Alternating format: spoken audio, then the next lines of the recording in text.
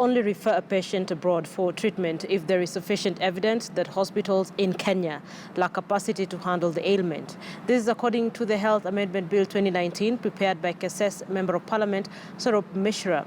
The bill intends to tame rogue doctors who deliberately misadvise patients to seek treatment abroad in exchange for kickbacks, as well as seeking to streamline the mechanisms for referral of patients outside the country. In a weekly segment of August House, our senior political affairs reporter Chris Thairo spoke to the originator of the bill, Sorop Mishra, on what the bill intends to achieve.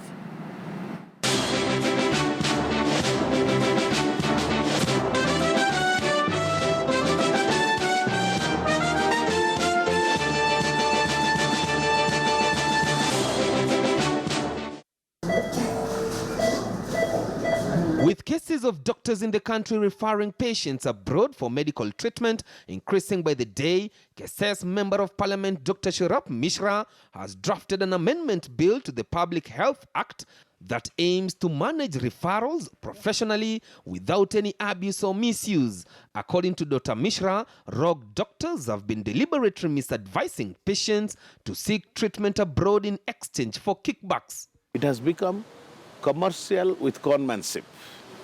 Medical tourism is in the hand of crooks, brokers, and middlemen. So that what is happening, number one, the patients which can be treated in Kenya, they are going to India. Number two, there is unnecessary procedures are performed without indication. Number three, the innocent African or Kenyan patient and their relatives, they don't know which doctor and which hospital they are going.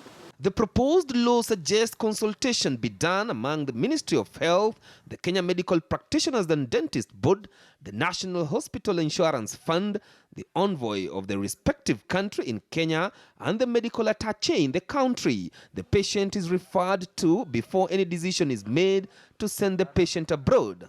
There will be a proper definition of medical tourism, or a patient when he is out cross-border, traveling outside the country, should go with proper medical visa.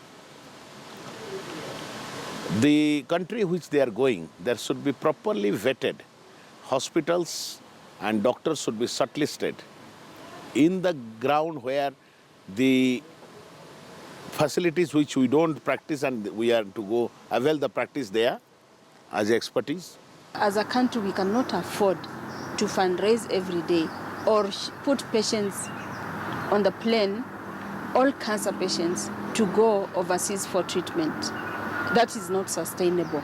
So the push is, how can we reinvest in our own country, train our doctors locally, let us treat our patients back home. The policy guidelines shall ensure adequate measures are taken to establish whether the health institutions to which a patient is referred outside the country possesses adequate equipment and health personnel. We are doing all replacement, reconstruction, joints, advanced orthopedics, emergency accident, critical care, high-end neurosurgery, spine surgery, non-invasive pain management, all this. The only two things we are lacking now in Kenya, comprehensive cancer care and the heart care, cardiac care. What we need is just to improve on our health facilities, build more hospitals, maybe equip them with more machines for treating and diagnosing cancer, train more doctors to manage this.